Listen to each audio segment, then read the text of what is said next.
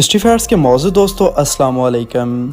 नाज़रीन ग्रामी, इस वीडियो में हम बात करेंगे हज़रत आदम अलैहिस्सलातु वस्सलाम और अम्मा हव्वा अलैहिमुस्सलाम के वाक़े के बारे में, और आपको बताएंगे कि आप अलैहिस्सलातु वस्सलाम को शैतान मरदूद ने कैसे अपनी चालों में घेरा और अल्लाह ताला ने आप अलैहिस्सलातु वस्सलाम पर कैसे शफ़क़त का हाथ रखा। इसके साथ आपको बताएंगे कि अल्लाह ताला ने आलम की इब्तिदा कैसे और क्यों की। मौजू के आगाज़ से पहले आपसे गुजारिश है कि चैनल को सब्सक्राइब कर लें, जबकि वीडियो को आखिर तक ज़रूर देखें। नाज़रीन ग्रामी, हज़रत आदम अलैहिस्सलाम का जिक्र कुरान मजीद में 10 जगहों पर आया है। हज़रत आदम अलैहिस्सलाम की पैदाइश से पहले परवरदिगार आलम ने अपने बड़े एहसान के साथ फरिश्तों की जमात में हज़रत आदम अलैहिस्सलाम की पैदाइश का जिक्र फरमाया। जैसा कि कुरान मजीद में अल्लाह पाक का इरशाद है, और जब तुम्हारे रब ने फरिश्तों से कहा कि मैं ज़मीन में एक खलीफा बनाने वाला हूँ। जब मलाइका ने यह हुक्म सुना तो मालूम कर लिया कि हज़रत आदम अलैहिस्सलाम खुदा का बड़ा बरगज़ीदा नेक बंदा होगा, जिसकी 2 बड़ी निशानियां हैं। नंबर 1 कि उसकी पैदाइश से पहले ही मुनादी कर दिया। नंबर 2 कि ये वो खुदा का नाइब होकर ज़मीन में हुकूमत करेगा। मगर जब फरिश्तों को यह भी मालूम हुआ कि उसका खमीर और मादा ऐसे अज्सा में मुख्तलिफ तबा से होगा कि जिनको कुव्वत शाविया और गज़बिया यानी शावत और गुस्सा भी लाजिम है, कि जिससे ख्वाह बदकारी वगैरह फसादात ज़हूर में आएंगे। फिर नहायत आइज़ी और इनकिसारी से सवाल किया कि इलाही फिर ऐसे खलीफा को बनाने की क्या हिकमत है, क्योंकि तेरी तस्बीह और तकदीस यानी ज़ुबानी तारीफ़ तो इसके लिए हम मलाइका मौजूद हैं जिनमें कुव्वत गज़बिया और शाविया का मादा ही नहीं। परवरदिगार आलम ने फरमाया कि जो कुछ मुझे मालूम है वो तुमको मालूम नहीं। चुनांचे इरशाद बारी ताला है, क्या आप ज़मीन में ऐसे लोगों को बसाओगे जो इसमें फसाद मचाएंगे और खून बहाएंगे, और हम आपकी हम्द करते हैं और आपकी पाकी बयान करते हैं। अल्लाह ने कहा, मैं जानता हूँ जो तुम नहीं जानते। खलीफा का ये मतलब है कि यके बाद दीगरे तमाम अंबिया कराम खलीफा रहेंगे। फरिश्तों ने एतराज़ और हसद के तौर पर न कहा था। एक तो पहले जिन्नात के हालात देखकर कहा था, जिनका जिक्र इस वीडियो में हम आगे आपको बताएंगे। और लोगों में सब ही तो नेक नहीं होते, बल्कि मुसावी भी होते हैं, और फरिश्ते नूरी मखलूक हैं। इनमें हसद बुखल वगैरह का तो मादा ही नहीं, बाकी हर मखलूक खून बहाने वाली और फसादी होती है। इसलिए फरिश्तों ने सवाल किया था, लेकिन परवरदिगार आलम ने फरमाया, बावजूद फसादों के जो मसलहतें हैं वो मैं ही जानता हूँ, तुम्हारा इल्म वहाँ तक नहीं पहुँच सकता। मैं जानता हूँ इनमें अंबिया और सिद्दीक और शहीद, आबिद जाहिद और औलिया, नेकोकार अबरार और मुकर्रब बारगाह इलाही होंगे, और उलमा सुलहा मुत्तकी परहेज़गार भी होंगे। हज़रत इब्ने अब्बास रज़ियल्लाहु ताला अन्हुमा फरमाते हैं कि पहले ज़मीन पर जिन्नात कई हज़ार साल हुकूमत करते रहे। सब ज़मीन पर काबिज़ थे, हैवानात नबातात से नफ़ा उठाते और आसमान पर आते जाते थे। फिर जिन्नों ने फसाद मचाया, खून रेज़ी शुरू की। फिर परवरदिगार आलम ने आसमान दुनिया के फरिश्तों को हुक्म दिया कि जिन्नों को ज़मीन से दूर करो ताकि इनकी आलूदगी से ज़मीन पाक हो जाए। फिर फरिश्तों ने खुदा के हुक्म के मुवाफिक जिन्नों को मार मार कर पहाड़ों, जंगलों और जजीरों में पहुंचा दिया। इब्लीस लाइन भी इनमें ही था। इसका नाम अज़ाज़ील था और इल्म और इबादत के सबब से जिन्नों से मुमताज़ और अलग था और फरिश्तों में रहा करता था। और वो भी फरिश्तों के हमरा आसमान पर गया और उज़र बनाया कि मैं और मेरी औलाद इन फसादों में शरीक न थे। अल्लाह ताला ने इसको फरिश्तों की सिफारिश के सबब मारने और निकालने से महफूज रखा। फिर शैतान को ये तमा हुआ कि जब जिन्नों को मार कर निकाला गया है बगैर मेरे, अब मैं इनकी जगह काबिज और मुतसर्रिफ रहूंगा। फिर इबादत में और ज्यादा कोशिश करनी शुरू की। जब आसमान की तरफ से दुनिया के फरिश्तों को कोई हुक्म पहुंचता तो लईन फरिश्तों से भी पहले उस काम को पहुंचता और फरिश्तों के साथ उस काम को सर अंजाम देता। फिर आसमान में उसकी कदर व मंजिलत और ज्यादा हो गई और अपने दिल में इस बात का उम्मीदवार हो गया कि अब दुनिया की खिलाफत मुझे ही मिलेगी। जब खुदा का हुक्म फरिश्तों को मिला कि मैं जमीन में अपना एक खलीफा बनाने जा रहा हूँ, उस वक़्त शैतान ने ये जाना कि ये कुदरत और मंजिलत खुदा मुझे न देगा। सब बंदगी और इबादत रियाकारी की थी, इसलिए इसके दिल में हसद जोश कर गया। जिन्नात हज़रत आदम अलैहिस्सलाम की पैदाइश से कई हज़ार साल पहले ही ज़मीन पर आबाद थे। इरशाद बारी ताला है, यकीनन हमने इंसान को काली और सड़ी हुई खनखनाती हुई मिट्टी से पैदा किया है। اور اس سے پہلے جنات کو ہم نے آگ کی لپٹ سے پیدا کیا۔ ابلیس عبادت کی وجہ سے جنات سے جدا ہو کر فرشتوں میں رہتا تھا، جیسا کہ پہلے آپ کو بتا چکے ہیں۔ اللہ رب العزت نے جب حضرت آدم علیہ السلام کو پیدا کرنا چاہا تو حضرت جبریل علیہ السلام کو فرمایا کہ روئے زمین میں سے ہر رنگ کی مٹی، سفید، سرخ، سیاہ، شور و شیریں، نرم و سخت میں سے ایک مشت خاک اٹھا کر لا، میں ایک مخلوق پیدا کرتا ہوں۔ جب حضرت جبریل علیہ السلام زمین کے پاس گئے اور چاہا کہ ایک مشت خاک اٹھائے تو زمین نے پوچھا کس واسطے اتنی مٹی کم کرتا ہے؟ حضرت جبریل علیہ السلام نے جواب دیا کہ حق تعالیٰ نے اس سے ایک مخلوق پیدا کرنی ہے جو زمین پر رہے گی، اور ان میں نیک و بد بھی ہوں گے اور ان کے لیے گناہ اور ثواب ہوں گے۔ پھر زمین نے عرض کیا کہ میں اللہ کی عزت کی پناہ پکڑتی ہوں کہ تو مجھ سے مٹی نہ اٹھا، کیونکہ کچھ لوگ نافرمانی کی وجہ سے جہنم میں جلیں گے۔ حضرت جبریل علیہ السلام زمین کی فریاد سن کر واپس چلے گئے اور عرض کیا کہ الہی تیری زمین تیری عزت کی پناہ چاہتی ہے، میں تیرے نام کی عزت سے مٹی نہ اٹھا سکا۔ پھر حق تعالیٰ جل جلالہ نے حضرت میکائیل علیہ السلام کو بھیجا کہ وہ بھی واپس آ گئے۔ پھر پروردگار عالم نے حضرت اسرافیل علیہ السلام کو بھیجا، پھر اسی طرح وہ بھی خالی ہاتھ واپس آ گئے۔ پھر پروردگار عالم نے حضرت اسرائیل علیہ السلام کو بھیجا تو حضرت اسرائیل علیہ السلام نے زمین کی منت اور زاری اور تمام قسم کا رونا دھونا نہ سنا اور کہا کہ میں نے اللہ تعالیٰ کے حکم کو تیری منت و زاری پر نہیں چھوڑ سکتا، میں خدا تعالیٰ کا فرما بردار ہوں۔ ملک الموت فرشتہ مٹی لے کر واپس آ گیا۔ پروردگار عالم نے روحوں کے قبض کرنے کا کام بھی اسی کے سپرد کیا۔ پھر اللہ تعالیٰ نے فرمایا کہ اس مشت خاک کو جہاں پر اب کعبہ مکرمہ ہے وہاں رکھو۔ پھر 40 دن اس پر بارش برسائی، 39 دن غم کی بارش اور 1 دن خوشی کی بارش برسائی گئی۔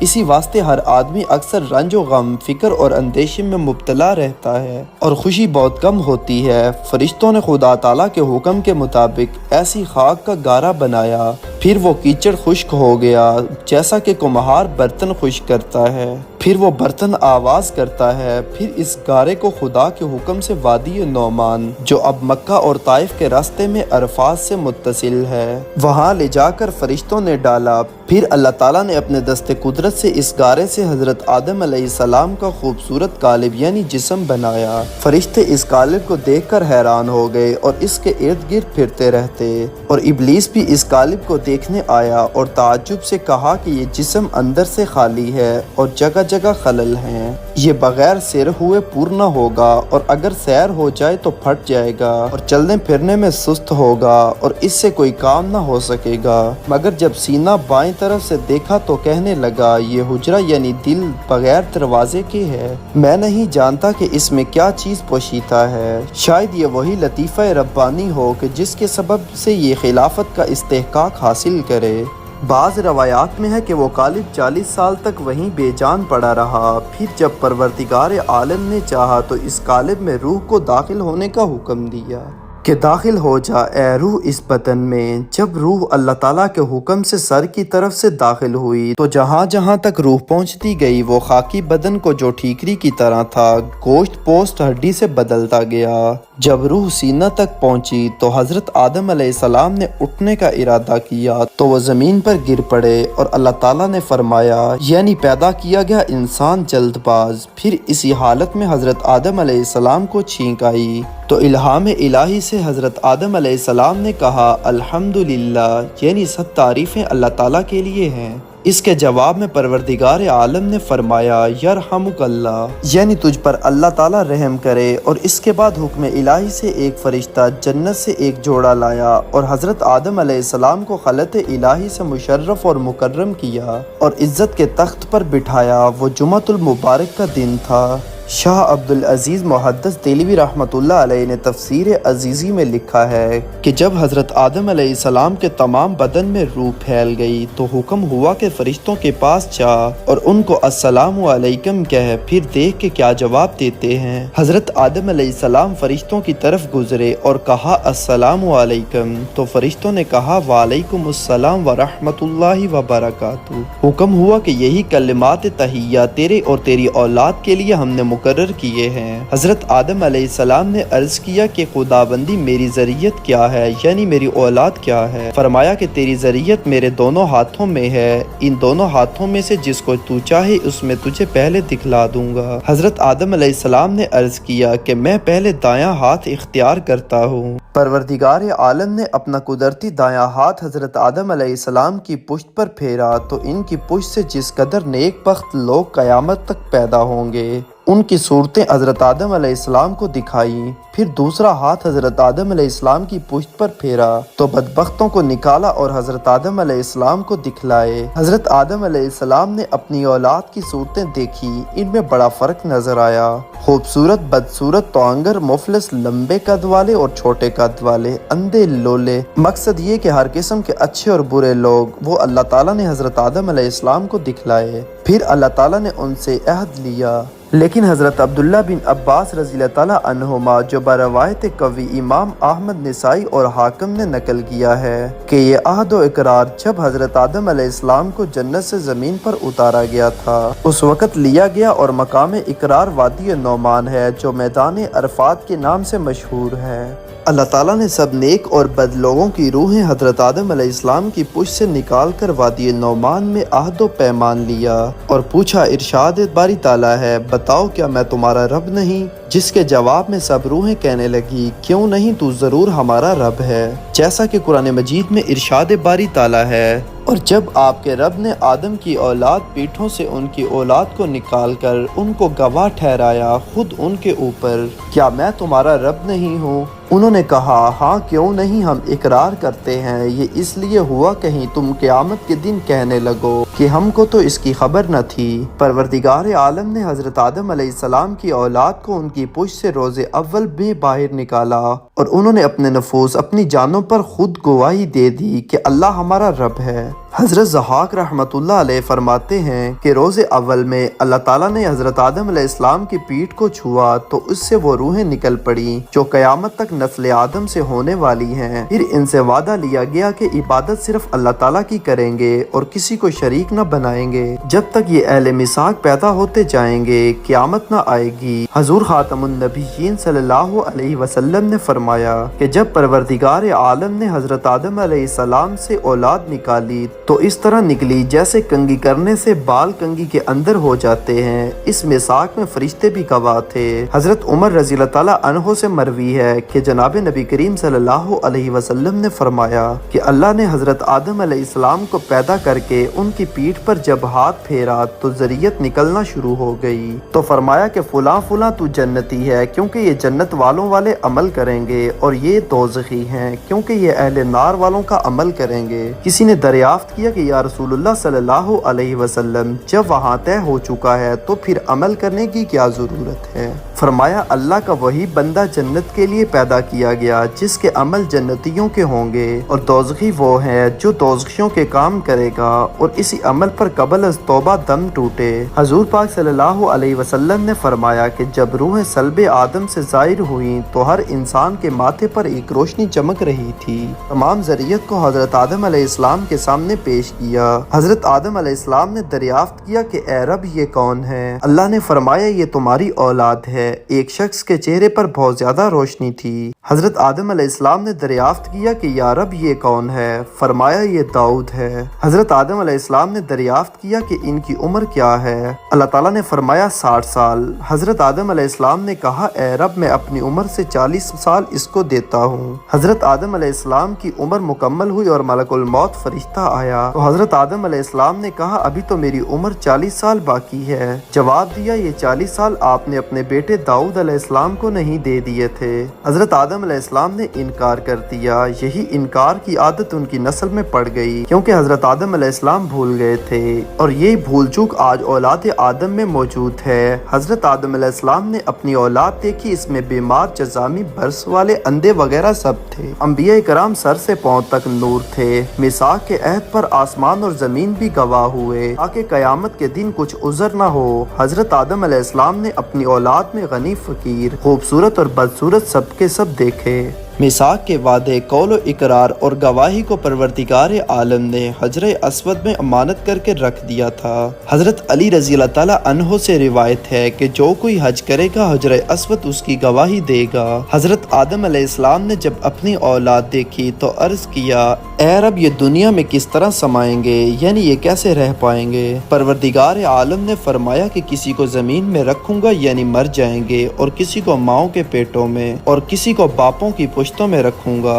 امام مالک، امام ترمذی، امام ابو داؤد اور امام احمد رحمۃ اللہ علیہ نے باروایت مسلم بن یسار رحمۃ اللہ علیہ نقل کیا ہے کہ کچھ لوگوں نے حضرت فاروق اعظم رضی اللہ تعالیٰ عنہ سے آیت وَإِذْ أَخَذَ رَبُّكَ الی آخری کا مطلب پوچھا تو آپ رضی اللہ تعالیٰ عنہ نے فرمایا کہ رسول اللہ صلی اللہ علیہ وسلم سے میں نے سنا ہے کہ اللہ تعالیٰ نے حضرت آدم علیہ السلام کو پیدا فرمایا، پھر اپنا دست قدرت ان کی پشت پر پھیرا تو ان کی پشت سے جو نیک انسان پیدا ہونے والے تھے وہ نکل آئے۔ فرمایا کہ ان کو میں جنت کے لیے پیدا کیا اور یہ جنت ہی کے کام کریں گے۔ پھر دوسری مرتبہ ان کی پشت پر اپنا دست قدرت پھیرا تو جتنے گناہگار تھے وہ نکل آئے۔ پھر فرمایا کہ ان کو میں دوزخ کے لیے پیدا کیا ہے اور یہ دوزخ میں ہی جانے والے کام کریں گے۔ اور امام احمد رحمۃ اللہ علیہ کی روایت ہے کہ یہ بھی منقول ہے، پہلی مرتبہ جو حضرت آدم علیہ السلام کی پشت سے نکلے تھے وہ سفید رنگ کے تھے، اور جو دوسری مرتبہ نکلے وہ سیاہ رنگ کے تھے، جن کو اہل دوزخ قرار دیا گیا۔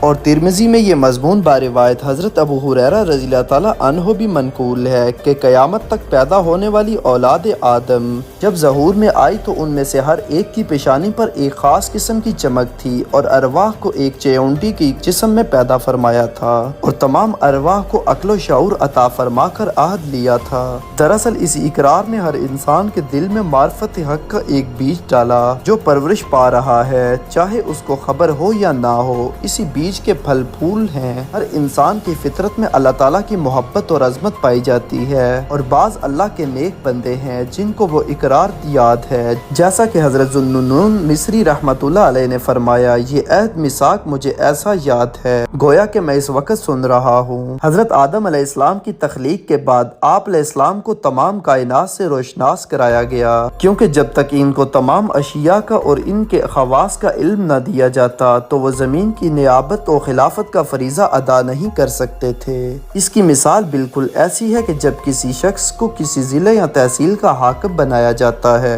تو اس کو وہاں کے تمام تفصیلی حالات سے آگاہ کیا جاتا ہے، ورنہ وہ حکومت کے صحیح فرائض انجام نہیں دے سکتا۔ اسی طرح حق تعالیٰ نے بھی کائنات کی تمام اشیاء اور ان کے خواص حضرت آدم علیہ السلام کو تعلیم فرمائے۔ تفسیر عزیزی میں ہے کہ حضرت ابن عباس رضی اللہ تعالیٰ عنہما نے فرمایا، یعنی سکھلائے ان کو ہر چیز کے نام، یہاں تک کہ پیالہ اور پیالی کا نام بھی بتایا۔ اور حضرت سعید بن جبیر رحمۃ اللہ علیہ نے فرمایا ہے کہ یہاں تک کہ اونٹ اور بیل اور بکری کے نام بھی آپ علیہ السلام کو سکھائے۔ قرآن کریم میں ارشاد باری تعالیٰ ہے جس کا ترجمہ ہے، اور اللہ نے سکھا دیے آدم کو سارے نام، پھر ان کو فرشتوں کے سامنے پیش کیا اور کہا اگر تم سچے ہو تو مجھے ان چیزوں کے نام بتاؤ۔ اللہ تعالیٰ نے اس کے بعد وہ چیزیں فرشتوں کو دکھلا کر ان کے نام ان سے دریافت کیے تو انہوں نے اپنا عجز کا اعتراف کیا، کیونکہ نہ وہ اس کی خدمت کے اہل تھے اور نہ وہ بشری ضروریات سے واقف تھے، اور نہ ان کو اس قسم کی چیزوں کے بارے میں بتایا گیا تھا، اس لیے ان کے جواب میں صرف یہی کہ ہم نہیں جانتے اور کوئی چارہ نہ تھا۔ جیسا کہ ارشاد باری تعالیٰ ہے، فرشتوں نے کہا آپ پاک ہیں، ہم تو وہی جانتے ہیں جو آپ نے ہم کو بتایا، بے شک آپ ہی علم والے اور حکمت والے ہیں۔ پھر اس کے بعد حضرت آدم علیہ السلام کو مخاطب کر کے کہا تم ان کے نام بتاؤ، چنانچہ انہوں نے تمام چیزوں کے نام و خواص بتانا شروع کر دیے۔ اس سے بعد حضرت آدم علیہ السلام کی تعلیمی قابلیت کا اظہار تھا، ورنہ ظاہر ہے کہ فرشتوں میں سب باتوں کے سمجھنے کی قابلیت ہی کہاں تھی، جن میں استعداد خیر و شر نہ ہو اور جو انسانی طبیعت کے خوگر نہ ہو، خواہ وہ جنات ہوں یا فرشتے، وہ نیابت و خلافت کے اہل نہیں ہو سکتے۔ فرشتوں میں تو شر کی صلاحیت ہی نہیں، البتہ جنات میں خیر کی صلاحیت تو ہے، مگر ان میں شر کا اس قدر غلبہ ہے کہ ان میں خیر کی صلاحیت بہت کمزور اور ضعیف ہے، لہٰذا انسان ہی اس کا اہل تھا اور اس کو ہر چیز کا علم دیا گیا۔ نیز اس واقعے سے عالم کی آبد پر فضیلت بھی ظاہر ہو گئی، جیسا کہ نبی اکرم صلی اللہ علیہ وسلم نے فرمایا ایک عالم کو عابد پر ایسی فضیلت اور بزرگی حاصل ہے جیسی میری بزرگی ایک معمولی درجے کے مسلمان پر۔ بہرحال جب حضرت آدم علیہ السلام نے تمام نام بتا دیے تو اللہ تعالیٰ نے حجت قائم کرتے ہوئے فرمایا اللہ تعالیٰ نے کہ کیا میں نے تم کو نہیں کہا تھا کہ آسمان اور زمین کے بھید کو میں ہی جانتا ہوں اور مجھ کو معلوم ہے جو تم ظاہر کرتے ہو اور چھپاتے ہو۔ جب حضرت آدم علیہ السلام کی فوقیت اور برتری سامنے آ گئی تو اس کے بعد فرشتوں کو حکم دیا گیا کہ وہ حضرت آدم علیہ السلام کو سجدہ کریں، جیسا کہ ارشاد باری تعالیٰ ہے۔ اور جب ہم نے فرشتوں سے کہا کہ آدم کو سجدہ کرو تو انہوں نے سجدہ کیا، مگر ابلیس نے نہ کیا۔ اس نے انکار کیا اور گھمنڈ کیا اور کافروں میں سے ہو گیا۔ سجدہ کرنے والوں میں سے سب سے پہلے حضرت اسرافیل علیہ السلام کا نام آتا ہے۔ اب ابلیس کا تکبر اور غرور ظاہر ہو گیا۔ پروردگار عالم نے کہا، اے ابلیس تو نے سجدہ کیوں نہ کیا جبکہ میں نے حکم دیا تھا؟ جیسا کہ فرمان ہے، تجھے کس چیز نے سجدہ کرنے سے روکا جبکہ میں نے تجھ کو حکم دیا تھا؟ ابلیس نے کہا، میں اس سے بہتر ہوں کہ تو نے مجھے آگ سے بنایا اور آدم کو مٹی سے۔ اس سے میں بھی بڑا ہوں اور بڑی عمر والا بھی ہوں اور قوی بھی ہوں اور مضبوط بھی ہوں۔ آگ مٹی سے قوی ہوتی ہے، دوسرے مقام پر ہے وہ جنات میں سے تھا، پس اس نے اپنے رب کی حکم کی نافرمانی کی، اور تیسرے مقام پر ہے اور ہم نے تم کو پیدا کیا، پھر ہم نے تمہاری صورتیں بنائی، پھر فرشتوں سے کہا کہ آدم کو سجدہ کرو، پس انہوں نے سجدہ کیا، مگر ابلیس سجدہ کرنے والوں میں شامل نہ ہوا۔ اس کے انکار پر پروردگار عالم نے فرمایا، جیسا کہ ارشاد باری تعالیٰ ہے، اللہ تعالیٰ نے کہا، اے ابلیس تجھ کو کیا ہوا کہ تو سجدہ کرنے والوں میں شامل نہ ہوا؟ شیطان نے جواب دیا کہ مجھے لائق نہیں کہ میں بشر کو سجدہ کروں جو پیدا کیا ہے تو نے بجنے والی مٹی سے، جو بنی ہوئی تھی کیچڑ سڑی ہوئی سے۔ اور ایک مقام پر شیطان نے کہا، اس نے کہا کہ میں آدم سے بہتر ہوں، تو نے مجھ کو آگ سے پیدا کیا اور اس کو مٹی سے۔ فرمایا کہ تو یہاں سے نکل جا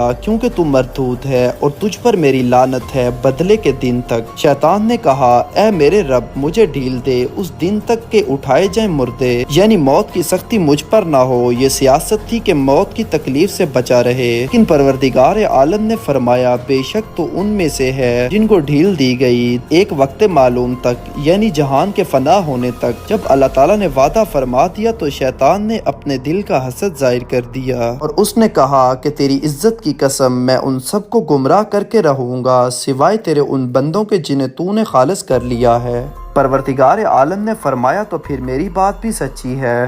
فرمایا، تو حق یہ ہے اور میں حق ہی کہتا ہوں کہ میں جہنم کو تجھ سے اور تیرے ان تمام لوگوں سے بھر دوں گا جو ان میں سے تیری پیروی کریں گے۔ جب سب فرشتوں نے حکم کی تعمیل کی تو شیطان نے انکار کر دیا کیونکہ وہ فرشتوں کی جنس سے نہ تھا، جنات میں سے تھا، اپنی طبی خباثت اور جبلی سرکشی سے ظاہر ہو گیا۔ پھر خدا تعالیٰ نے فرمایا کہ میرے حکم کی تو نے مخالفت کی ہے، اب تو ہمیشہ کے لیے لعنتی ہے۔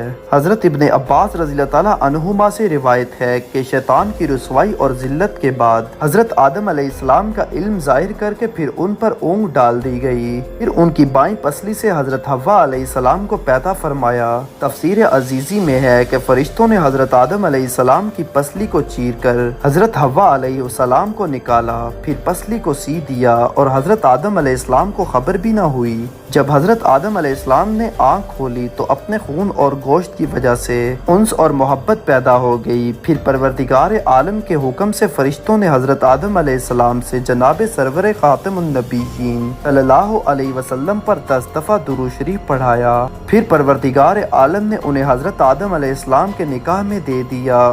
یہ درود بی بی حوا علیہ السلام کے مہر کے طور پر پڑھایا گیا۔ فرشتوں سے سجدہ کرانے کے بعد بی بی حوا علیہ السلام کو پیدا فرمایا اور حضرت آدم علیہ السلام کے سے ان کا نکاح فرما دیا، پھر رہائش کے واسطے جنت میں رہنے کا حکم دیا، چنانچہ ارشاد ہے، اور ہم نے کہا، اے آدم تم اور تمہاری بیوی دونوں جنت میں رہو، اس میں سے کھاؤ جی بھر کے جہاں سے چاہو، اور اس درخت کے قریب مت جانا ورنہ تم ظالموں میں سے ہو جاؤ گے۔ پروردگار عالم نے ارشاد فرمایا، اے آدم اطمینان سے سب کچھ کھاؤ پیو، تو اور تیری بیوی جنت میں بڑے آرام اور اطمینان سے رہو، صرف ایک درخت کے قریب بھی نہ جانا، یہ ایک امتحان تھا۔ توریت میں ہے کہ شیطان سانپ کے منہ میں بیٹھ کر اندر چلا گیا تھا۔ تفسیر حقانی میں ہے کہ روح بدل کر چلا گیا تھا۔ ناصح اور مشفق بن کر حضرت آدم علیہ السلام کے دل میں وسوسہ ڈالا، کہنے لگا، اے آدم، اس وقت تم پر بڑی مہربانی ہوئی ہے، لیکن تمہاری حیات اور بادشاہانہ طور پر سدا رہنے کا کوئی انتظام نہیں۔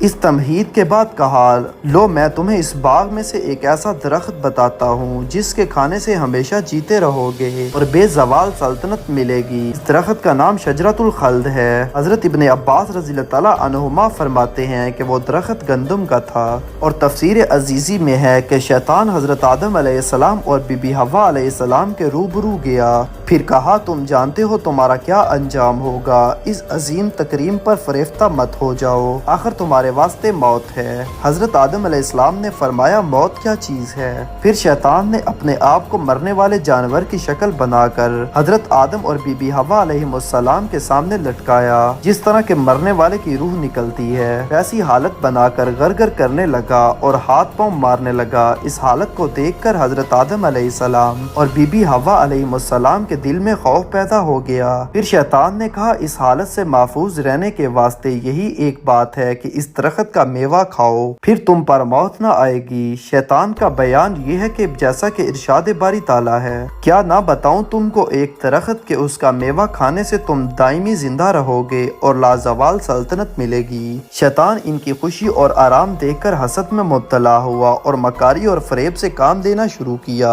تاکہ جو نعمتیں ان کو حاصل ہیں ان سے محروم ہو جائیں۔ پھر شیطان نے حضرت آدم علیہ السلام اور بی بی حوا علیہ السلام سے کہا کہ تمہارے رب نے تمہیں اس درخت سے اس لیے منع کیا ہے، اگر تم اس کا میوہ کھاؤ گے تو تم دونوں فرشتے بن جاؤ گے یا تم دائمی طور پر جنت میں رہنے والے بن جاؤ گے، جیسا کہ فرمان باری تعالیٰ ہے، اس لیے روکا ہے کہیں تم دونوں فرشتے نہ بن جاؤ یا تم کو ہمیشہ کی زندگی حاصل ہو جائے۔ حضرت آدم علیہ السلام نے پھر بھی درخت کا میوہ کھانے سے انکار کر دیا۔ پھر شیطان نے قسم کھائی کہ میں تمہارا خیر خواہ ہوں، جیسا کہ فرمان باری ہے، اور اس نے قسم کھا کر کہا کہ تم دونوں کا خیر خواہ ہوں، پس مائل کر لیا ان کو دھوکے سے۔ فریب کے ساتھ قسم کھائی تو حضرت آدم علیہ السلام نے خدا کی قسم پر یقین کر لیا اور میوہ چکھا، جیسا کہ ارشاد باری تعالیٰ ہے۔ پھر جب دونوں نے درخت کا پھل چکھا تو ان کی شرمگاہیں ان پر کھل گئی۔ پہلے تو نوری لباس پہنا ہوا تھا، ایک دوسرے کے بدن نظر نہ آتے تھے، جب کپڑے اتر گئے پھر ایک دوسرے کے سامنے بے پردہ ہو گئے۔ ابن عساکر رحمۃ اللہ علیہ، مجاہد رحمۃ اللہ علیہ سے روایت کرتے ہیں کہ جب حضرت آدم علیہ السلام کو نکالنے کا حکم ہوا تو خدا کے حکم سے حضرت جبریل علیہ السلام اور حضرت میکائیل علیہ السلام آئے اور حضرت آدم علیہ السلام کے سر مبارک سے تاج کو اتارا، کمر بند کمرے سے کھولا اور برہنہ کر دیا اور عربی زبان میں موقوف کر کے سریانی زبان جاری کر دی، لیکن توبہ قبول ہونے کے بعد عربی زبان میں پھر باتیں کرنے لگے۔ پھر جنت کے درختوں کے پتوں سے بدن کو چھپانے لگے، جیسا کہ ارشاد باری تعالیٰ ہے، اور شروع کیا اپنے بدنوں پر جنت کے درخت کے پتے جوڑنے لگے۔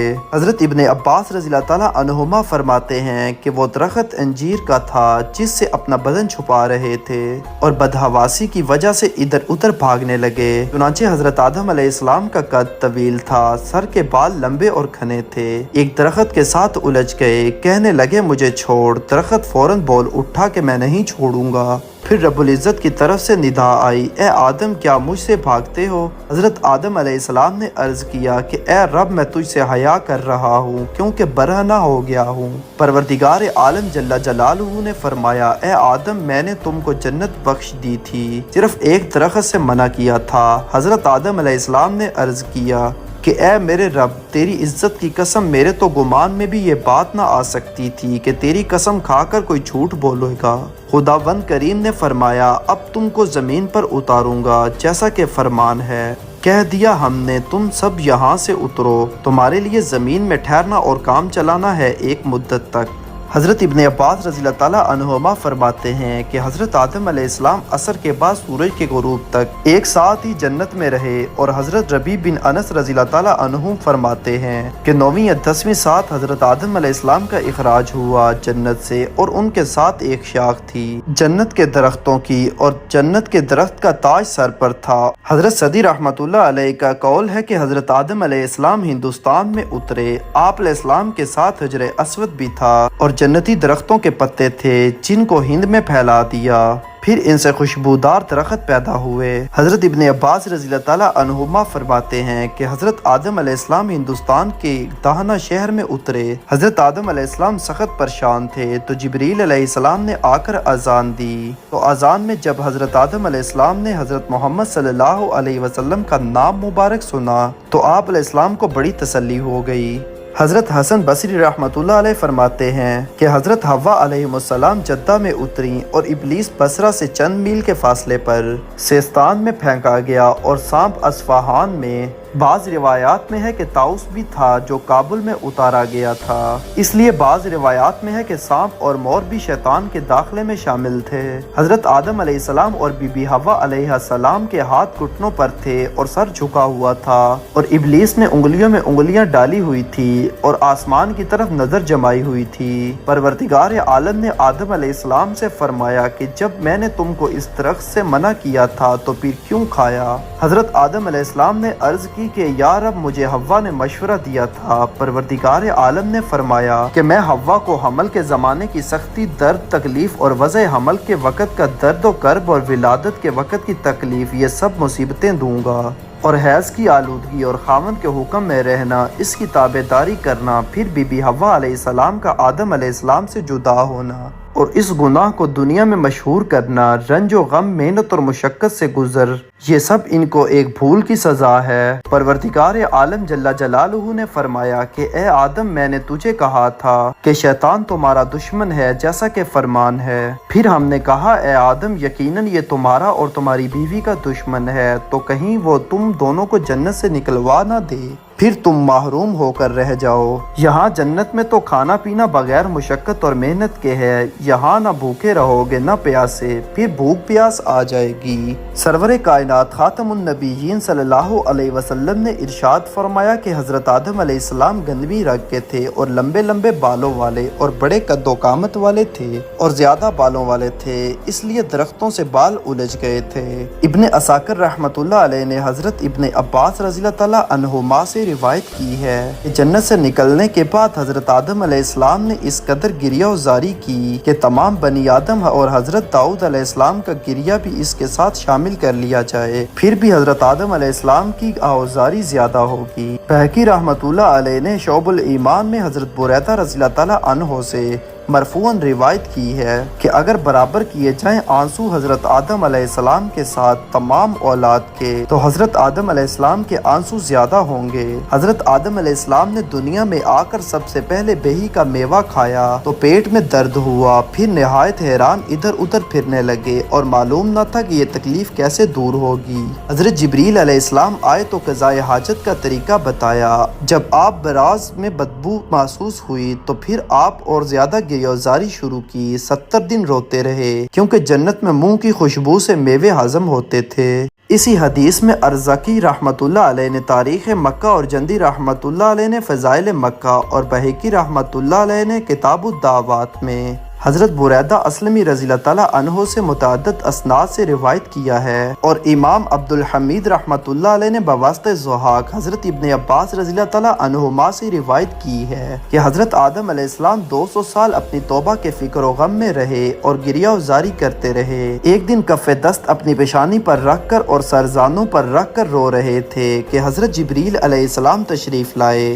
حضرت آدم علیہ السلام کی گریہ وزاری دیکھ کر وہ بھی رونے لگے اور حضرت آدم علیہ السلام سے عرض کیا کہ اس قدر کیوں رو رہے ہو؟ حضرت آدم علیہ السلام نے کہا کہ آسمان کی بلندی سے مجھے زمین کی پستی میں ڈال دیا گیا ہے اور دار مقامہ سے دراز زوال میں گرایا ہے اور نعمتوں کے گھر سے نکال کر رنج اور غم میں اتارا گیا ہے اور مقام جاوید سے فنا کے مقام میں لایا گیا ہے۔ پھر حضرت جبریل علیہ السلام نے خدا کے دربار میں حضرت آدم علیہ السلام کی فریاد پہنچائی۔ پروردگار عالم نے فرمایا میری رحمت میرے غضب پر غالب ہے، تیری آواز میں نے سنی اور تیری گریہ وزاری پر رحم کیا اور تیری تقصیر سے درگزر کیا۔ بعض روایات میں ہے کہ حضرت آدم علیہ السلام کو زمین پر اتارا گیا تو 40 دن تک رنج و غم میں نہ کھایا نہ پیا، 300 سال مسلسل گریہ وزاری کرتے رہے۔ گریہ وزاری گناہ کے رنج و غم سے حضرت آدم علیہ السلام کا رنگ مبارک سیاہ ہو گیا تھا۔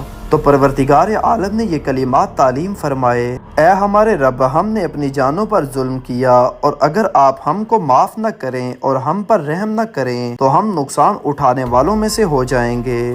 طبرانی، حاکم اور بہقی رحمۃ اللہ علیہ نے حضرت امیر المومنین عمر بن خطاب رضی اللہ تعالیٰ عنہ سے یہ روایت نقل کی ہے کہ حضرت محمد صلی اللہ علیہ وسلم نے ارشاد فرمایا کہ حضرت آدم علیہ السلام سے جب لغزش ہوئی، پھر عتاب الہی نازل ہوا، توبہ قبول ہونے میں حیران تھے کہ اتنے میں انہیں یاد آ گیا جس وقت خدا نے ان کو پیدا کیا تو اس وقت انہوں نے اپنا سر عرش عظیم کی طرف اٹھایا تھا، تو وہاں لکھا ہوا تھا لا الہ الا اللہ محمد الرسول اللہ، اور یہ سمجھ لیا تھا کہ حضرت محمد صلی اللہ علیہ وسلم کوئی بڑے درجے والے ہوں گے، اس لیے ان کا نام خدا نے اپنے نام کے ساتھ لکھا ہے۔ پھر عرض کیا: الہی مجھے محمد خاتم النبیین صلی اللہ علیہ وسلم کے لحاظ سے بخش دے۔ خدا تعالیٰ نے فرمایا کہ میں نے محمد صلی اللہ علیہ وسلم کے لحاظ سے بخش دیا۔ پھر فرمایا: تجھے کیسے معلوم ہوا؟ حضرت آدم علیہ السلام نے عرض کیا کہ میں نے پیدا ہونے کے بعد عرش عظیم پر تیرے نام کے ساتھ یہ نام دیکھا تھا۔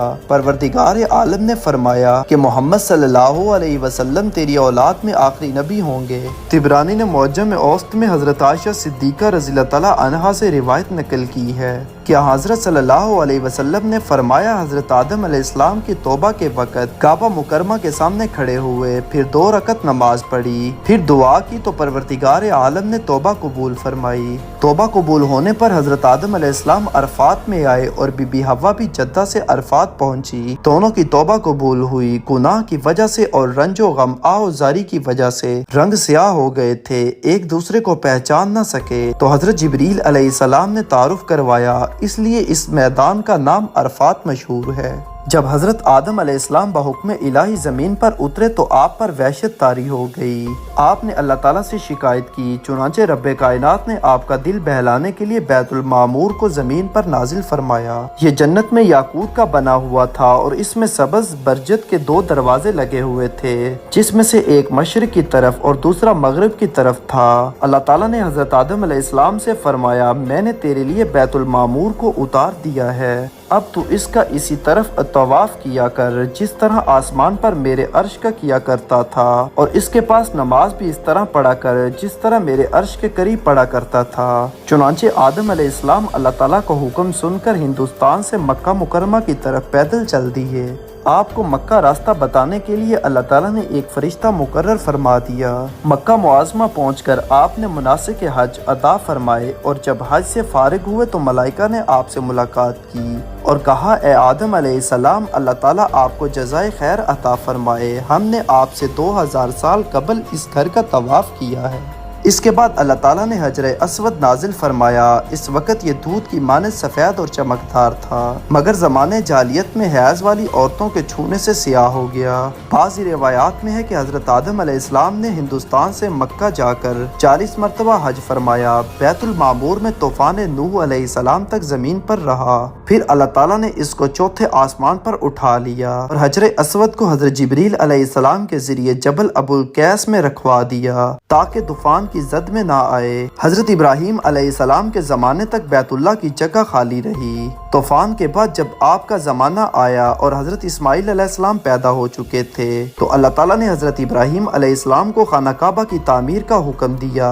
آپ علیہ السلام نے جناب باری تعالیٰ کے حضور عرض کیا: مجھے اس کی جگہ بتا دی جائے، لہٰذا اللہ تعالیٰ نے سکینہ خواب کے ذریعے بتایا۔ بیت المعمور بیت اللہ کے سیدھ میں چوتھے آسمان پر یاقوت اور زمرد کی بنی ہوئی ایک عمارت ہے جو کہ فرشتوں کا قبلہ ہے۔ بے شمار فرشتے ہر آن اس کے ارد گرد طواف کرتے ہیں اور عرش و کرسی سے ہر آن انوار و برکات بارش کی طرح برستے رہتے ہیں۔ بیت المعمور اور بیت اللہ عرش اور کرسی کے نیچے بالکل سیدھے میں واقع ہے۔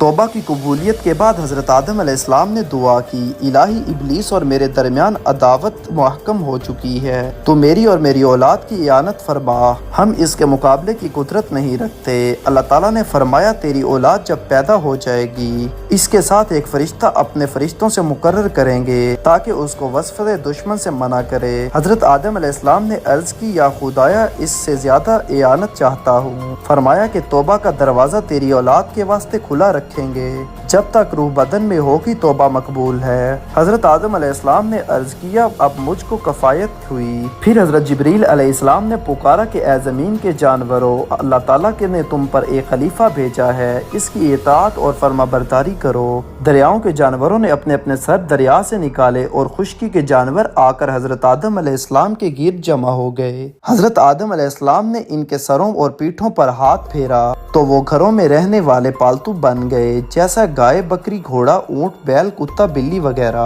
اور جو آپ کے ہاتھ پھیرنے سے محروم رہ گئے وہ وحشی ہو گئے جو جنگلات میں رہتے ہیں۔ گریہ و زاری کی وجہ سے حضرت آدم علیہ السلام کا رنگ مبارک سیاہ ہو گیا تھا۔ توبہ قبول ہونے کے بعد پروردگار عالم نے حکم دیا کہ چاند کی 13ویں کا روزہ رکھیں۔ جب 13ویں کا روزہ رکھا تو تیسرا حصہ بدن کا سفید ہو گیا، پھر 14ویں کا روزہ رکھا تو 2 حصے بدن صحیح ہو گیا، پھر 15ویں کا روزہ رکھا تو سارا بدن صحیح ہو گیا۔ پھر ہر ماہ میں یہ 3 روزے ان پر اور ان کی اولاد پر فرض فرما دیے گئے، اور حضرت نوح علیہ السلام کے زمانے تک فرض تھے، اب مستحب ہیں۔ اور حدیث میں ہے کہ رمضان اور ہر ماہ کے 3 روزے رکھنا دل کے کھوٹ اور وساوس کو دور کرتا ہے۔ دہلوی رحمۃ اللہ علیہ نے مسند فردوس میں بروایت حضرت انس بن مالک رضی اللہ تعالیٰ عنہ حضرت صلی اللہ علیہ وسلم کا ارشاد نقل کیا ہے، یعنی سب سے پہلے بننے کا کام حضرت آدم علیہ السلام نے کیا، اور حاکم رحمۃ اللہ علیہ نے حضرت ابن عباس رضی اللہ تعالیٰ عنہما کی روایت نقل کی ہے، اور ابن اساکر نے یوں کہا ہے، یعنی آدم علیہ السلام کاشتکاری کرتے تھے اور حضرت نوح علیہ السلام بھوڑی یعنی لکڑی کا کام کرتے تھے، اور حضرت ادریس علیہ السلام درزی کا کام کرتے تھے، اور حضرت ہود علیہ السلام اور حضرت صالح علیہ السلام تجارت کرتے تھے، حضرت ابراہیم علیہ السلام اور حضرت لوط علیہ السلام زراعت کا کام کرتے تھے، اور حضرت سلیمان علیہ السلام خواص تھے یعنی درختوں کے پتوں سے کچھ چیزیں بناتے تھے، باوجود اتنی بڑی بادشاہی کے ہر ماہ میں 9 روزے رکھتے تھے، 3 روزے چاند کے شروع میں، 3 درمیان میں اور 3 آخر میں، باوجود اتنے زہد و تقوی کے پھر بھی جسمانی طاقت خدا نے اتنی دی تھی کہ 700 کنیزیں تھیں اور 300 منکوحہ بیویاں گھر میں موجود تھی، اور حضرت عیسیٰ علیہ السلام سیاہ تھے اور فرماتے تھے جس نے مجھے چاشت کا کھانا کھلایا یا وہ شام کو کھانا کھلائے گا۔ باوجود اتنے سفر کے تمام رات عبادت کرتے، دن کو روزہ رکھتے تھے، اور حضرت محمد مصطفیٰ صلی اللہ علیہ وسلم بچپن میں بکریاں چرایا کرتے تھے، اور جوانی میں آپ علیہ السلام نے تجارت کا پیشہ اختیار فرمایا۔ ہر پیغمبر نے اپنے ہاتھ کی کمائی کھائی، اور حضرت آدم علیہ السلام بارش کا پانی پیتے تھے۔ ابن ابی شیبہ رحمۃ اللہ علیہ نے کعب احبار رحمۃ اللہ علیہ سے روایت کی ہے کہ روپیہ اشرفی حضرت آدم علیہ السلام نے بنایا اور سونا چاندی کو قیمتے میں رواج دیا، اور حضرت آدم علیہ السلام کے ساتھ جنت سے حجر اسود بھی آیا تھا۔ جب حضرت موسیٰ علیہ السلام نے حج کیا تو حجر اسود کو پہاڑ ابو قیس پر رکھا تو حجر اسود اندھیری راتوں میں چاند کی طرح چمکتا تھا، جہاں جہاں تک اس کی شعاعیں پڑتی تھی وہ حرم شریف کی حد مقرر ہو گئی۔ حضرت آدم علیہ السلام اور بی بی حوا علیہ السلام کی توبہ قبول ہونے کے بعد پروردگار عالم نے ان کو ہر قسم کی صنعت سکھائی، اور زمینداری اور وغیرہ اور گندم بوئی گئی، پھر وہ کاٹی گئی، اس کے دانے نکالے گئے، پھر چکی میں پیسے گئے، پھر آٹا گھون کر روٹی پکا کر کھائی گئی۔ جنت میں ہر قسم کی نعمتیں بغیر محنت و مشقت کے بلا روک ٹوک آزادی سے میسر تھی۔ حضرت آدم علیہ السلام کے ساتھ جنت سے ہر قسم کے بیج اور ایک عصا ساتھ لائے تھے، اور یہ نسل در نسل میراث میں منتقل ہوتے ہوئے حضرت موسیٰ علیہ السلام کو ملا، اور معجزاتاً اژدہا بھی بن جایا کرتا تھا، لیکن حضرت آدم علیہ السلام خطا کی ندامت اور شرمندگی اور توبہ کی فکر میں پریشان رہتے تھے۔ ابلیس لعین اس موقع کو غنیمت جان کر اپنا ہاتھ ان بیجوں میں پھیرا، جس بیج کو شیطان لعین کا ہاتھ لگا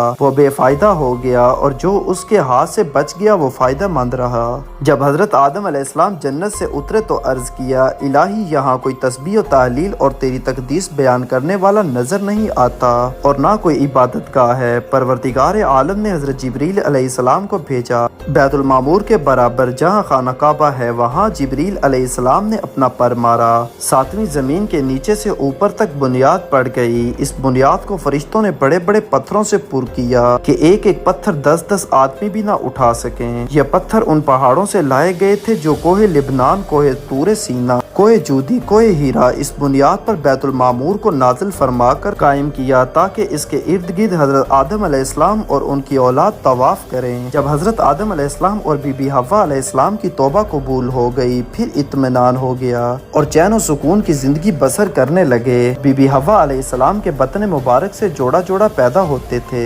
हजरत आदम अलैहिस्सलाम के हुक्म से जिस भाई के साथ बहन पैदा होती थी, दूसरे जोड़े से निकाह कर देते थे। सबसे बड़ा काबिल था। इसके साथ जो लड़की पैदा हुई वो निहायत खूबसूरत थी, जिसका नाम अकलीमा था, और दूसरे जोड़े में जो लड़का पैदा हुआ उसका नाम हाबील रखा गया।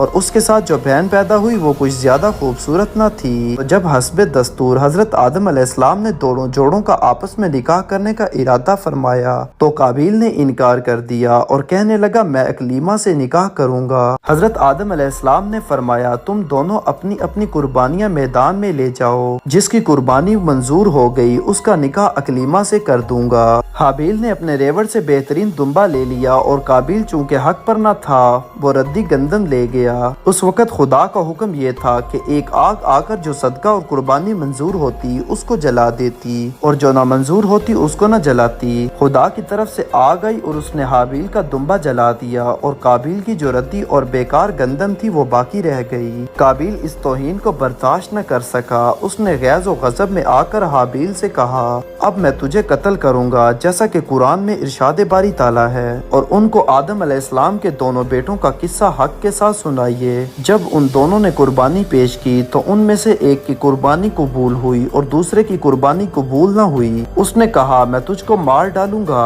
उसने कहा अल्लाह तो सिर्फ परहेजगारों ही से कबूल करता है। अगर तुम मुझे कत्ल करने के लिए हाथ उठाओगे तो मैं तुमको कत्ल करने के लिए तुम पर हाथ नहीं उठाऊंगा। मैं डरता हूँ उस अल्लाह से जो सारे जहानों का रब है। मैं चाहता हूँ कि मेरा और अपना गुनाह तुम ही ले लो, फिर तुम आग वालों में शामिल हो जाओ और यही सजा जुल्म करने वालों की। फिर उसके नफ्स ने उसको अपने भाई के कत्ल पर राजी कर लिया और उसने उसे कत्ल कर डाला। फिर वो नुकसान उठाने वालों में शामिल हो गया। कहते हैं जंगल में हाबील एक पत्थर पर सर रखकर सोया हुआ था। काबिल ने ऊपर से दूसरा पत्थर मारकर शहीद कर दिया। कत्ल करने के बाद उसकी लाश को छुपाने का तरीका मालूम न था, क्योंकि इससे पहले हजरत आदम अलैहिस्सलाम की औलाद में से कोई भी फौत न हुआ था। उसकी लाश को छुपाने का तरीका मालूम होता, इसलिए काबिल हैरान था। आखिर परवरदिगार आलम ने मेहरबानी फरमाकर एक कव्वे को भेजा। बाज कहते हैं दो कव्वे थे, एक ने दूसरे को मारा, फिर जमीन को रेत कर गड़ा बनाया, फिर उसमें उस मुर्दा कव्वे को रखकर मिट्टी डालकर लाश को छुपा दिया, जैसा कि इरशाद बारी ताला है। फिर अल्लाह ने एक कव्वे को भेजा जो जमीन में कुरेदता था, ताकि वो उसको दिखाए कि वो अपने भाई की लाश को किस तरह छुपाए। उसने कहा अफसोस मेरी हालत पर, मैं इस कव्वे जैसा भी ना हो सका कि अपने भाई की लाश को छुपा देता। बस वो शर्मिंदगी उठाने वालों में से हो गया। इमाम अहमद रहमतुल्लाह अलैह ने अपने मसनद में हजरत अब्दुल्ला बिन मसूद रज़ियल्लाहु ताला अन्हो से रिवायत की है। रसूलुल्लाह सल्लल्लाहु अलैहि वसल्लम ने फरमाया कि दुनिया में जब भी कोई जालिमन कत्ल होता है तो उसका एक गुनाह हजरत आदम अलैहिस्सलाम के पहले बेटे काबिल के गर्दन पर जरूर होता है, इसलिए कि ये वो शख्स है जिसने जालिमन कत्ल की इब्तिदा और ये नापाक सुन्नत जारी की।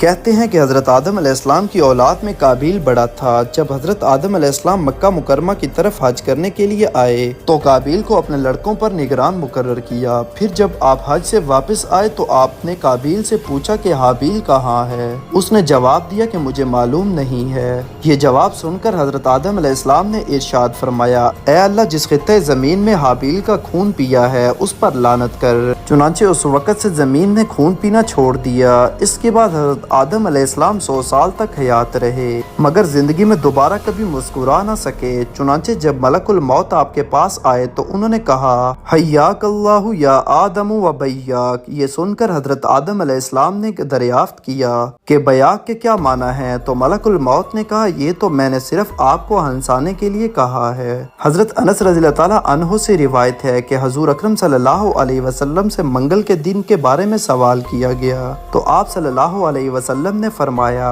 कि वो यौमुद्दम है, यानी खून का दिन है। इस रोज हव्वा को हैज आया और इस दिन हाबील को काबिल ने कत्ल किया। امام مقاتل کا بیان ہے کہ اس خون ریزی سے پہلے پرندے اور وحشی جانور بنی آدم سے مانوس تھے، مگر جب قابیل نے حابیل کو قتل کر دیا تو پرندے اور درندے سب انسانوں کے پاس سے بھاگ گئے اور درختوں پر کانٹے اگ گئے اور بہت سے پھل اور میوے کھٹے ہو گئے اور سمندروں کا پانی کھارا ہو گیا اور زمین گرد آلود ہو گئی۔ امام ابو داؤد نے حضرت سعد بن ابی وقاص رضی اللہ تعالیٰ عنہ سے نقل کیا ہے کہ انہوں نے حضرت صلی اللہ علیہ وسلم سے پوچھا، اگر کوئی شخص مجھ پر دست درازی کرے تو میں کیا کروں؟ آپ صلی اللہ علیہ وسلم نے فرمایا کہ وہ کرنا جو آدم علیہ السلام کے 2 لڑکوں میں سے نیک لڑکے نے کیا تھا۔ اس کے بعد آپ صلی اللہ علیہ وسلم نے وہ آیت پڑھی جس میں حابیل کا اپنے بھائی قابیل کے دست درازی پر جواب مذکور ہے۔ دمشق کے شمال میں جبل قادسیون پر ایک زیارت گاہ بنی ہوئی ہے جو مقتل حابیل کے نام سے مشہور ہے۔ اس کے متعلق ابن عساکر رحمۃ اللہ علیہ نے احمد بن کثیر رحمۃ اللہ علیہ کے تذکرہ میں ایک خواب کا نقل کیا ہے جس میں مذکور ہے کہ انہوں نے نبی اکرم صلی اللہ علیہ وسلم کو خواب میں دیکھا۔ آپ صلی اللہ علیہ وسلم کے ساتھ حابیل بھی تھے۔ حابیل نے قسم کھا کر کہا کہ میرا مقتل یہی ہے، اور آپ صلی اللہ علیہ وسلم نے ان کے قول کی تصدیق فرمائی۔ حضرت ابن عساکر رضی اللہ تعالیٰ عنہما نے فرمایا کہ حضرت آدم علیہ السلام کے 40 بچے تھے، جوڑا جوڑا، جن میں حابیل، قابیل، صالح، عبد الرحمن اور حضرت شیث علیہ السلام تھے۔ حضرت شیث علیہ السلام کو حضرت آدم علیہ السلام نے اپنی زندگی میں خلیفہ بنایا تھا۔ حضرت آدم علیہ السلام کی عمر 1000 سال تھی۔ روز اول حضرت داؤد علیہ السلام کو دیکھا اور ان کی طرف دل مائل ہوا۔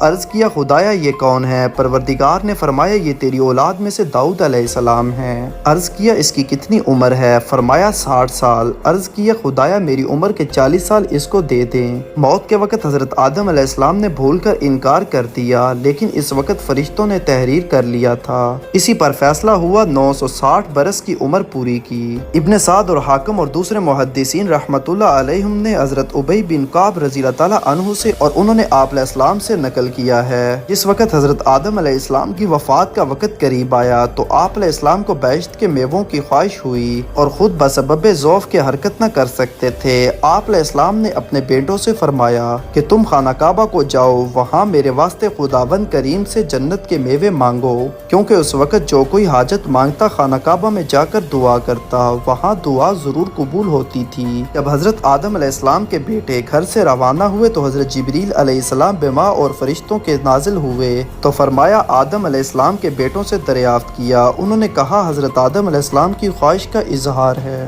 حضرت جبریل علیہ السلام اور دیگر فرشتوں نے کہا، ہمارے ساتھ واپس آ جاؤ، ہم خود تمہارا مطلب لائیں گے۔ جب فرشتے حضرت آدم علیہ السلام کے قریب پہنچے تو حضرت حوا علیہ السلام نے موت کا فرشتہ دیکھا تو ڈر گئی اور حضرت آدم علیہ السلام کے قریب ہونے لگی۔ حضرت آدم علیہ السلام نے ان کو روکا کہ میرے اور میرے رب کے درمیان حائل نہ ہو۔ حضرت اسرائیل علیہ السلام نے حضرت آدم علیہ السلام کی روح مبارک قبض کی تو حضرت آدم علیہ السلام کے بیٹوں سے کہا، تم دیکھو جو طریقہ ہم کرتے ہیں، پھر اپنے مردوں کے ساتھ ایسا ہی کیا کرنا۔ فرشتوں نے حضرت آدم علیہ السلام کے واسطے خوشبو مرکب کی، خوشبو میں سے جنت کی بیریوں سے پتے لائے اور حضرت آدم علیہ السلام کو غسل دیا اور حنوط مل کر بہشت کا کفن پہنایا، چونکہ ان کے اترنے کی جگہ ہندوستان میں تھی جس کو واہنا کہتے ہیں۔ وہاں سے ان کی اولاد میں سے 150 آدمی حضرت آدم علیہ السلام کو باری باری اٹھائے ہوئے فرشتوں کے ہمراہ گئے اور خانہ کعبہ پہنچایا۔ حضرت آدم علیہ السلام پر حضرت جبریل علیہ السلام نے امام ہو کر نماز جنازہ پڑھائی اور 4 تکبیریں پڑھی۔ منا کی مسجد خفیف میں دفن کیے گئے اور آپ علیہ السلام کی قبر مبارک بغلی بنائی گئی تھی اور قبلہ کی طرف آپ علیہ السلام کی قبر میں اتارا گیا اور آپ علیہ السلام کی قبر کو اوپر سے اونٹ کے کوہاں کی شکل پر بنایا گیا۔ ابو الشیخ نے مجاہد رحمۃ اللہ علیہ سے روایت کی ہے کہ حضرت آدم علیہ السلام کی کنیت دنیا میں ابو البشر ہے اور قیامت میں ابو محمد صلی اللہ علیہ وسلم ہوگی۔ قیامت میں کسی جنتی کے منہ پر داڑھی اور مونچھیں نہ ہوں گی سوائے حضرت آدم علیہ السلام کے کہ ان کی داڑھی ناف تک لمبی ہوگی۔ بہقی رحمۃ اللہ علیہ نے دلائل نبوت میں حضرت امیر المومنین علی المرتضیٰ کرم اللہ وجہہ سے روایت کی ہے کہ رسول اللہ صلی اللہ علیہ وسلم نے فرمایا کہ اہل جنت کے واسطے کنیتیں نہ ہوں گی مگر حضرت آدم علیہ السلام کے واسطے کنیت ابو محمد ہوگی، تعظیم و توقیر کی خاطر۔ हव्वा अलैहिस्सलाम की कब्र मुबारक जद्दा में और आदम अलैहिस्सलाम की कब्र मिना की मस्जिद खफीफ में है। बहकी रहमतुल्लाह अलैह ने किताबुल अस्मा व सिफात में और वाहिदी रहमतुल्लाह अलैह ने किताबुल शरिया और अबू दाऊद रहमतुल्लाह अलैह ने हजरत उमर बिन खत्ताब रज़ियल्लाहु ताला अन्हो से रिवायत किया है कि हजरत सल्लल्लाहु अलैहि वसल्लम ने इरशाद फरमाया कि हजरत मूसा अलैहिस्सलाम ने हजरत आदम अलैहिस्सलाम से कहा, आप वही आदम हैं कि हक ताला ने अपनी तरफ से खास रूह आपके अंदर डाली और हर चीज के नाम आपको सिखाए और फरिश्तों से सजदा कराया और बहिश्त में रहने के वास्ते बेहतरीन जगह दी। हजरत आदम अलैहिस्सलाम ने फरमाया, हाँ मैं वही आदम हूँ। फिर मूसा अलैहिस्सलाम ने कहा, आप क्यों बहिश्त से निकले और मुशक्कत में पड़े और हमको भी तकलीफ में डाला। हजरत आदम अलैहिस्सलाम ने फरमाया, तुम कौन हो। हजरत मूसा अलैहिस्सलाम ने फरमाया, मैं मूसा हूँ। फिर हजरत आदम अलैहिस्सलाम ने कहा, तुम वही मूसा हो कि खुदा के साथ तुमने बातें की और तुझे बरगजीदा पैगंबर कहा और मुनाजात का रुतबा अता किया और तौरात अता की। हजरत मूसा अलैहिस्सलाम ने कहा, हाँ मैं वही मूसा हूँ। फिर हजरत आदम अलैहिस्सलाम ने फरमाया, सच कहो तौरात मेरी पैदाइश से कितना अरसा पहले लिखी गई है। हजरत मूसा अलैहिस्सलाम ने फरमाया, 2000 बरस पहले लिखी गई है। फिर हजरत आदम अलैहिस्सलाम ने फरमाया कि तौरात में ये बात लिखी हुई है कि हुक्म पूरा न किया आदम अलैहिस्सलाम ने अपने रब का। हजरत मूसा अलैहिस्सलाम ने फरमाया, बिल्कुल मौजूद है। फिर हजरत आदम अलैहिस्सलाम ने फरमाया, फिर मुझे क्यों मुलामत करते हो कि मेरी पैदाइश से 2000 बरस पहले ही इसको परवरदिगार आलम ने मुकद्दर कर दिया था। हजूर अकरम सल्लल्लाहु अलैहि वसल्लम ने फरमाया, हजरत आदम अलैहिस्सलाम हजरत मूसा अलैहिस्सलाम पर गालिब आ गए और मूसा अलैहिस्सलाम खामोश हो गए। नाजरीन ग्रामी, ये थी हमारी आज की वीडियो। अगर आपको वीडियो अच्छी लगी तो इसको लाइक और शेयर, जबकि चैनल को सब्सक्राइब कर दीजिएगा। आपसे जल्द मुलाकात होगी किसी नई मालूमाती और तारीखी वीडियो के साथ। अल्लाह हाफिज़।